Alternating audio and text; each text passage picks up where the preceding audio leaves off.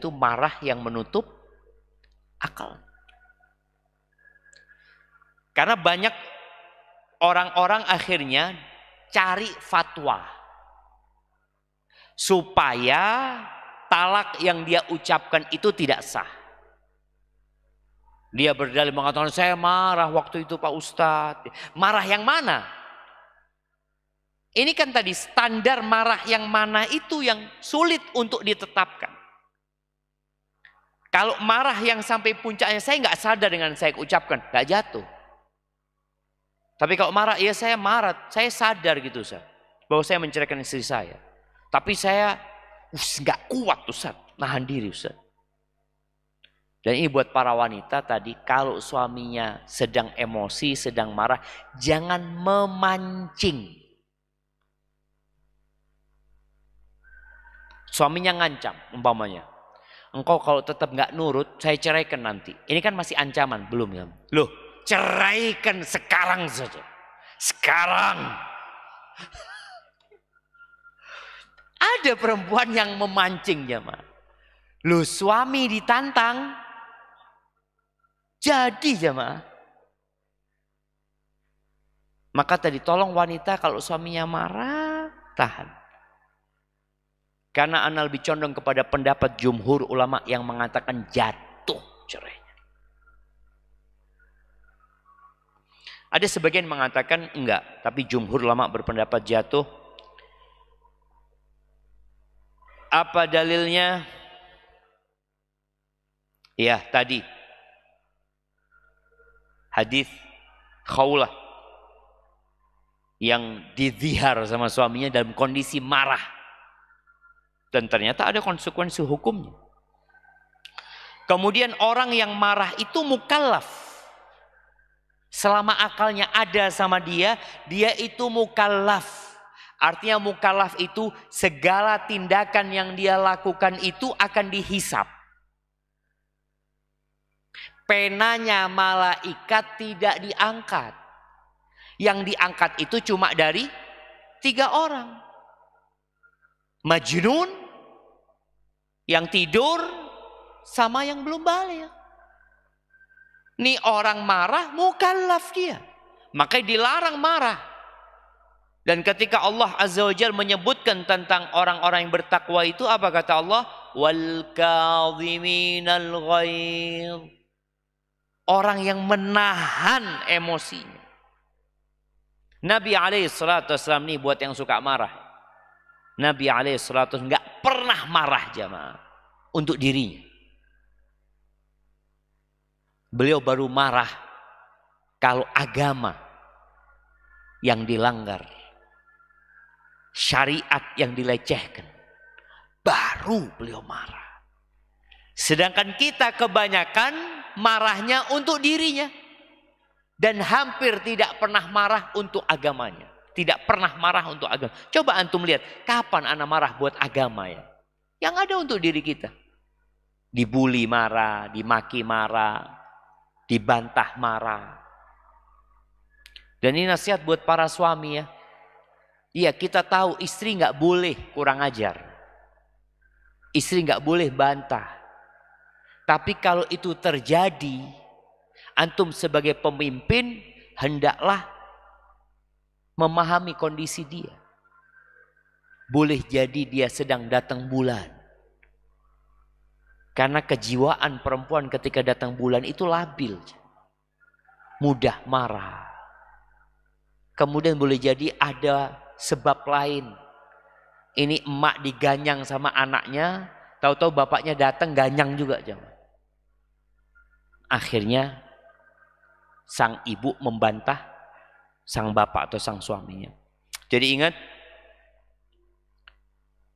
kalau ada orang marah membunuh, tetap dia akan dihukum. Atau mengambil, merusak hartanya orang, tetap ada konsekuensi hukumnya dia. Kemudian kalau kita menjadikan talak orang yang marah ini tidak jatuh, maka semua orang yang berbuat jahat akan mengatakan, saya marah, saya naik pitam, saya ini. Loh iya, tapi kamu nggak boleh. Tetap akan dihukum dengan yang kau katakan.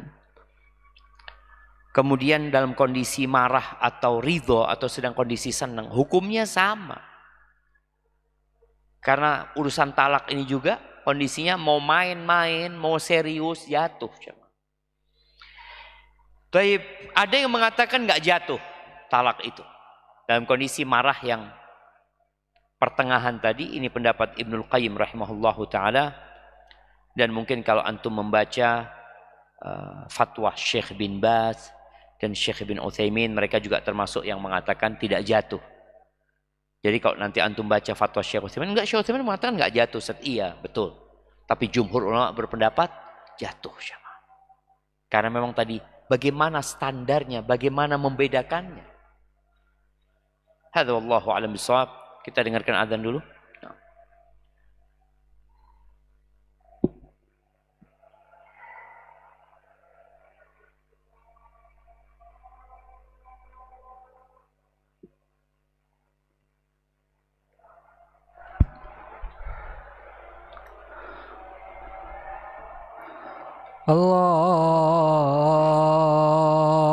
Allahu Akbar, Allahu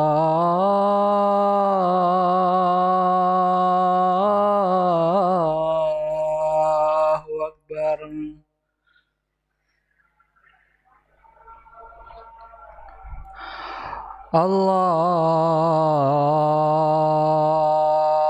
Allahu Akbar, Allahu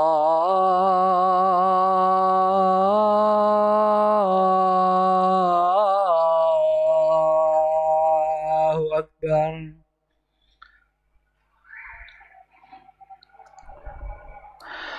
Asyhadu an la ilaha illallah.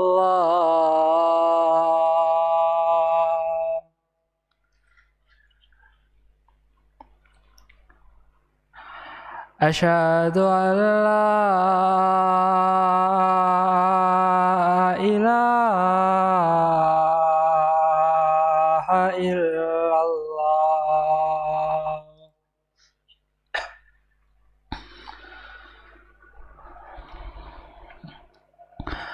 Asyhadu anna Muhammadar Rasulullah.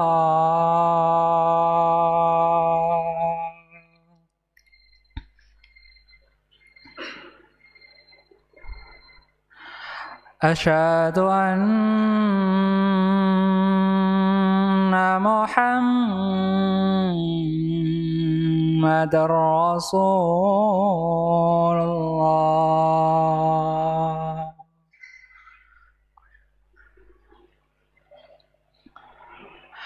Hayya 'alas shalah.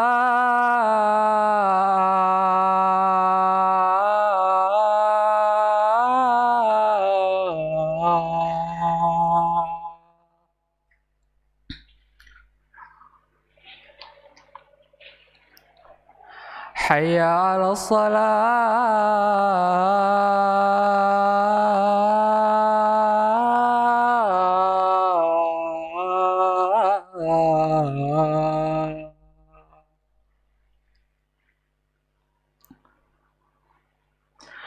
Hayya 'alal falah.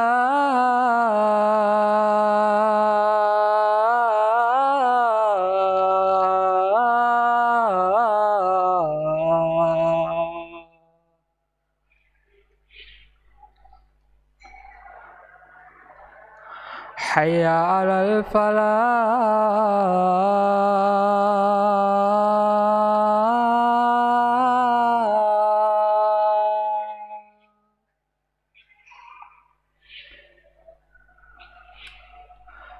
Allahu Akbar, Allahu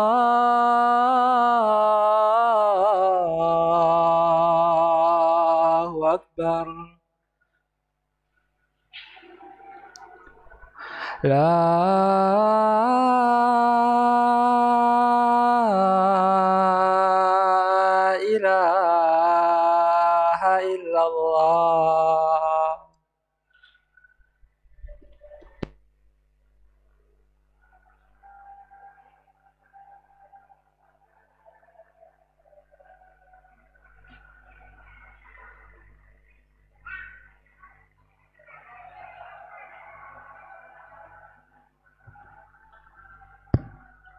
Allahumma salli wa sallim ala nabiyina Muhammad.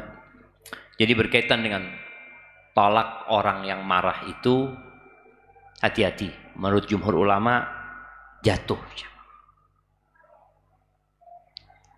Jangan sampai akhirnya antum cari fatwa yang enak. Ustadz ngomong jatuh, tak tanya ustadz lainnya. Ya Ustadz, kayaknya fatwanya Syekh Utsaimin tidak apa-apa kan Ustadz ya. Padahal dia ceraikan istrinya selalu dalam kondisi marah. Cuma marah yang mana? Karena dalam pendapat yang membagi marah jadi 3 itu, mereka mengatakan marah yang tidak syadid itu jatuh. Terus antum mengukurnya. Ya saya tadi nggak bisa nahan diri. Saya kemudian menceraikan. Sadar. Dia jatuh cerai. Bagaimana hukum talakus sakran? Talak orang yang sakran. Sakron, apa sakron? Sakran itu mabuk jemaah. Ada 2 kondisi orang yang mabuk. Ada orang yang mabuk tapi dia punya alasan kenapa dia mabuk. Maka yang seperti ini nggak jatuh talaknya. Orang yang umpamanya dikasih minuman, dipaksa untuk minum, dia nggak mau minum. Atau orang yang mengkonsumsi sesuatu di dokter umpamanya ya, dia harus minum sesuatu ini untuk pengobatan umpamanya yang memang nggak ada obat lain. Pokoknya dia mabuknya itu secara agama diperbolehkan. Kondisi dia itu nggak jatuh cerainya. Tapi kalau dia sengaja mengkonsumsi sesuatu yang membuat dia mabuk, maka ada 2 pendapat ulama. Dan pendapat jumhur sekali lagi mengatakan jatuh cerai. Jadi kalau orang sengaja minum, kemudian dia menceraikan istrinya, dalam kondisi dia mabuk atas pilihan dia, maka jatuh cerainya. Sebagian mengatakan tidak, tapi pendapat yang mengatakan jatuh itu sepertinya lebih kuat. Walaupun dia mengatakan tidak jatuh, kan orang ini akalnya nggak ada gitu loh. Iya, cuma dia menghilangkan akalnya dengan sengaja. Dia sengaja menghilangkan akal. Maka dengan apa yang dia lakukan, dia mukallaf. Dia akan dihisab. Karena dia sengaja melanggar agama, kemudian tadi mengkonsumsi sesuatu yang tidak diperbolehkan, maka akhirnya jumhur ulama berpendapat talak yang diucapkan oleh dia jatuh. Hadza wallahu a'lam bishawab. Kita masuk ke sesi tanya jawab. Masya Allah, ini pertanyaannya banyak banget jemaah. Semoga baik-baik saja pertanyaannya.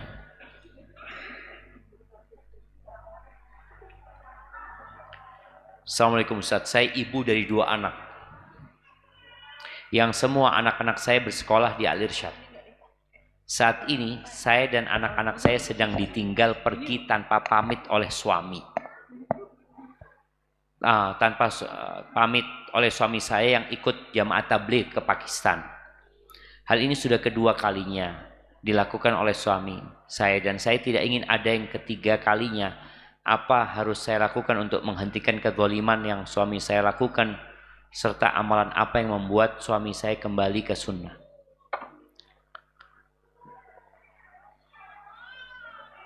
Nah, yang pertama, seorang itu ketika meninggalkan istrinya karena urusan agama, seperti jihad fi sabilillah, itu juga meninggalkan istri, maka dia harus mencukupi istri. Dia berangkat selama 4 bulan, atau orang yang kerjalah, yang merantau selama 1 tahun umpamanya, dia tetap punya kewajiban membiayai istrinya. Kalau ibu ini yang bertanya, suaminya tetap bertanggung jawab ya, maka pertahankan rumah tangga. Tapi ada suami yang kemudian lupa dengan hak-hak istrinya. Hak-hak anaknya. Dia berkata, saya berjuang di jalan Allah umpamanya, saya akan berdakwah umpamanya. Tadi ketika mau berdakwah, kenapa harus jauh-jauh ke Pakistan umpamanya? Kalau berdakwah banyak orang-orang yang perlu didakwahi. Dan ketahuilah jamaah bahwasanya dakwah itu fardun alal kifayah. Artinya kalau sudah ada yang melakukan, yang lainnya nggak wajib. Sedangkan memberikan nafkah kepada istri dan anak itu fardu ain. Wajib suami memberikan nafkah kepada anak-anaknya. Ada sebagian suami mungkin yang mengatakan, "Ana Ustaz, keluar, khuruj dia. Alhamdulillah istri dan anak-anak masih makan." Siapa yang ngasih makan? Tetangga-tetangga. Iya jemaah. Tetangga-tetangganya gitu loh. Sang suami berpikir dia telah melakukan kebaikan. Engkau mau berdakwah, silahkan menyampaikan agama Allah dengan syarat engkau punya ilmu. Tapi jangan sampai engkau menelantarkan yang menjadi kewajibanmu. Maka kalau bicara amalan apa saja yang bisa mengembalikan suami ya untuk belajar sunnah ini ya.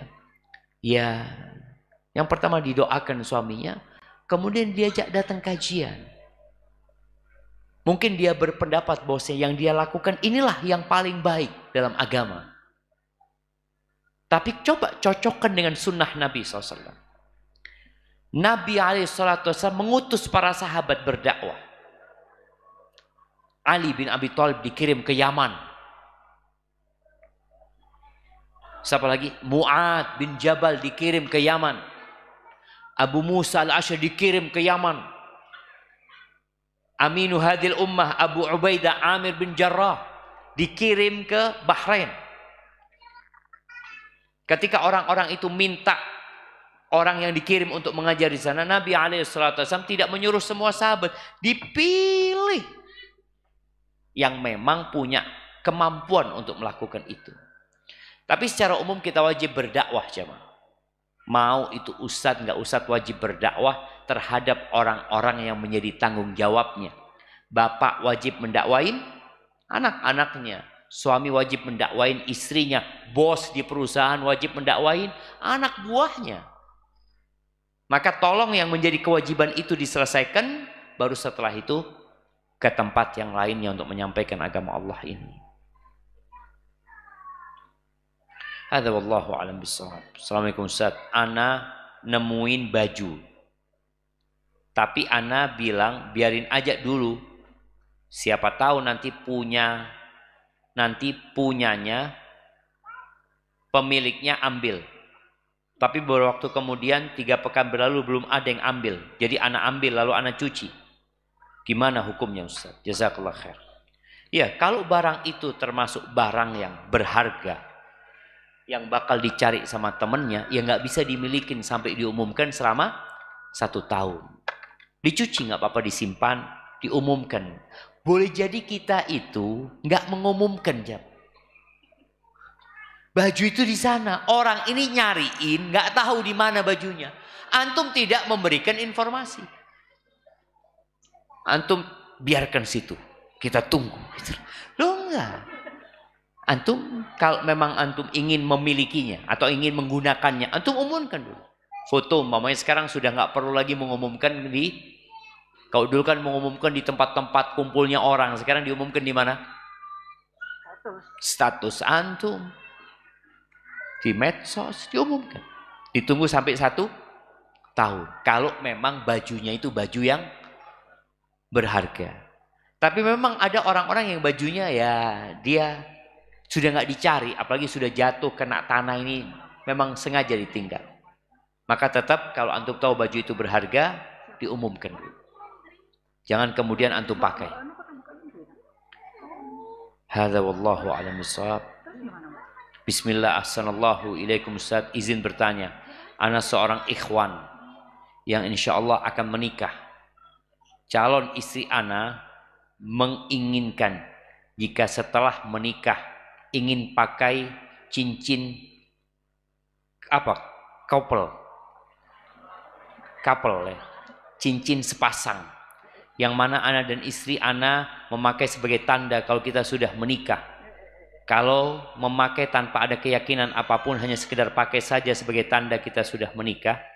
Yang ana tahu kalau seorang istri bebas saja pakai perhiasan. Namun dalam kasus ini dipakai untuk kedua suami istri. Dan cincin itu dipakai beberapa hari setelah akad. Mohon jawabannya Ustaz. Iya, berkaitan dengan cincin itu.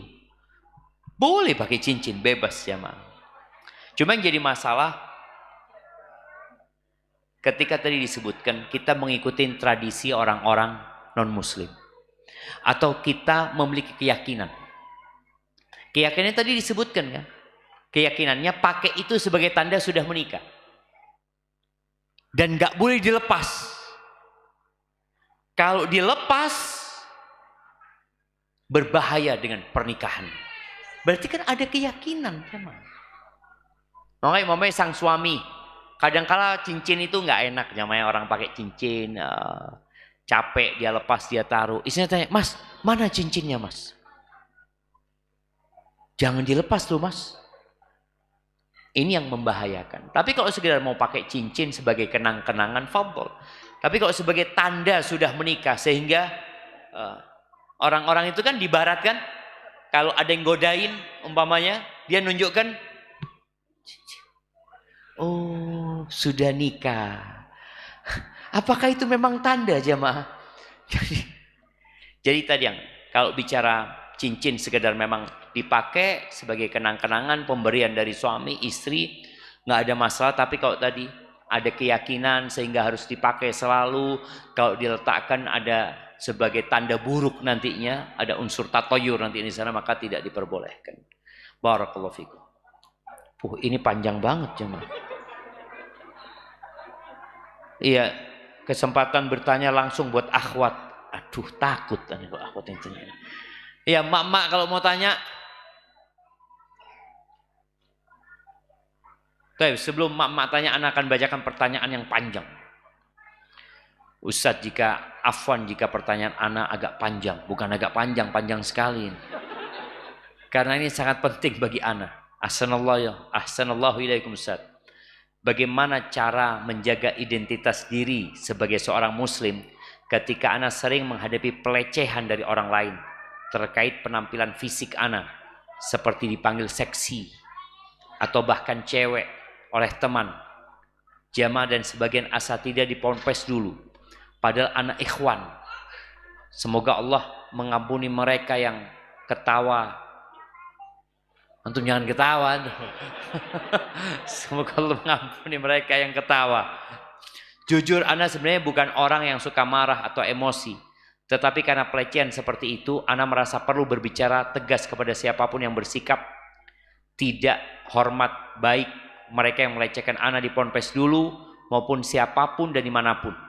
Namun mereka tidak memahami trauma yang ana alami, sering menuduh ana kurang ajar atau tidak punya sopan santun ketika ana berbicara tegas. Semoga Allah ampuni mereka yang ketawa. Jika ana berbicara lembut, mereka malah mengejek dengan sebutan kelembutan wanita, atau bahkan berkata, jadi nafsu nih. Allahu Akbar. Semoga Allah mengampuni mereka yang ketawa. Saat ana mencoba menegaskan sikap, mereka malah mengejek dengan nada menghina seperti oh. Ini membuat ana merasa frustasi, sampai terkadang muncul keinginan agar mata mereka yang berprasangka buruk itu tak lagi bisa melihat.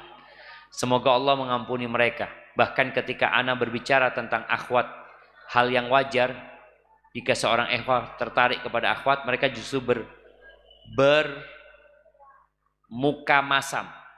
Ana sudah paham bagaimana pandangan nafsu ikhwan kepada ana, karena ana bukan seperti akhwat yang tidak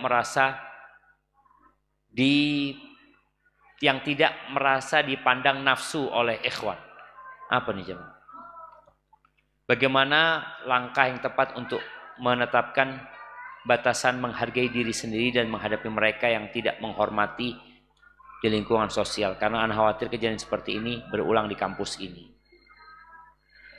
Taib, jamaah rahimakumullah. Sepertinya ana pernah mengalami masalah yang sama. Ana dulu waktu masuk pondok, ana itu pernah sakit hati.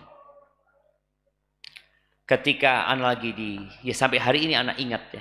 Ana ingat orangnya, tempatnya, dan waktunya.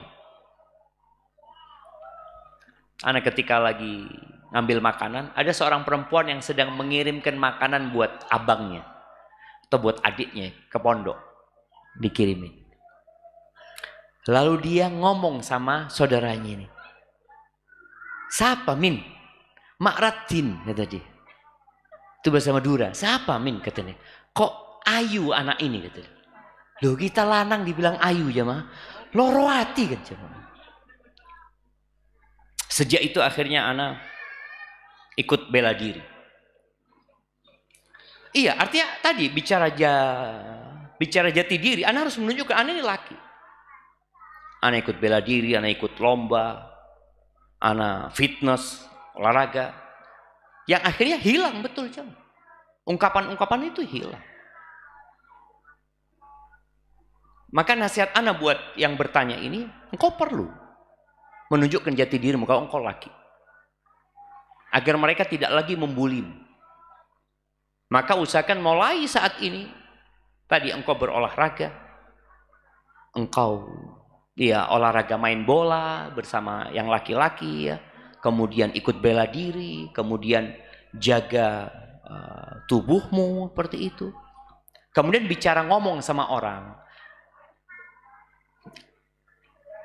90% akhlak mulia itu ada di taghaful. Mengabaikan omongan orang itu jangan dimasukkan ke hati. Sampai ada cerita ketika seorang dibuli. Ketika orang ini dibuli kemudian dia sakit hati. Orang yang membulinya itu semakin menjadi-jadi. Karena dia merasa ada korban yang bisa dia bully. Tapi ketika orang ini dibully lalu mengatakan jazakallah khair, syukran, barakallahu fikum, makasih banyak ya. Kalau dikatakan engkau kok bau gitu, jazakallah khair atas informasinya, makasih. Sudah, tanggapin dengan positif. Tapi kalau antum tanggapin dengan seperti tadi, antum marah-marah, antum malah nggak dihargai sama mereka. Maka yang perlu dilakukan bagaimana yang bertanya ini merubah penampilannya. Dengan tadi, dia berolahraga, dia ikut bela diri, dia fitness, dia main bola, sehingga orang tahu bahwasanya dia ana rojul gitu. Nah, ana rojul. Perlu ditampakkan gitu. Dan alhamdulillah akhirnya bulian itu habis. Dan memang sakit hati ketika dikatakan ratin itu jemaah. Katakan ayu loh, cek ayu nih hari. Kalau ganteng seneng gitu kan jamaah, tapi dibilang ayu sakit. Baik, ibu-ibu, semoga nggak ada yang tanya. Karena memang pertanyaan yang keluar dari sana itu berat biasanya. Assalamualaikum Ustaz. Ketika kami sekeluarga bertamasya ke Batu Malang, ketika kami sudah sampai di hotel atau tempat rekreasi, apakah hukum menjamak qashar sholat masih berlaku? Barakallahu fikum. Iya, selama antum nggak niat mukim di tempat itu, sebagian ulama berpendapat selama tidak ada keinginan menetap lebih dari 4 hari atau 3 hari di tempat itu, maka antum boleh jamak qashar. Jamak qashar diperbolehkan walaupun di tempat rekreasi umpamanya ya. Cuma memang sunnahnya itu qashar, bukan jamak. Jamak itu kondisional. Kalau kondisi antum capek, fadhol. Kalau nggak capek, nggak ada kerjaan juga, ya ahsan, qashar saja tanpa jamak. Tapi pertanyaan terakhir ini,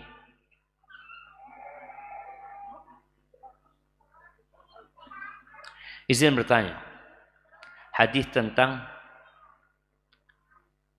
Kullu ummati mu'afan illal mujahirin. Semua umatku dimaafkan, diampuni, kecuali orang-orang yang berbuat dosa terang-terangan. Lantas bagaimana Ustaz dengan surat An-Nahl yang artinya kemudian sesungguhnya Tuhanmu mengampuni orang-orang yang mengerjakan kesalahan karena kebodohan. Kemudian mereka bertobat. Setelah itu memperbaiki dirinya. Sungguh Tuhanmu setelah itu benar-benar maha pengampun dan penyayang. Apakah kita jika sudah terlanjur membuat dosa terang-terangan kemudian bertobat, apa kita tidak akan mendapatkan ampunan seperti hadis di atas? Atau Allah Subhanahu wa taala mengampuni seperti di An-Nahl? Ahibati fillah, hadis yang pertama itu berkaitan dengan orang yang tidak bertobat.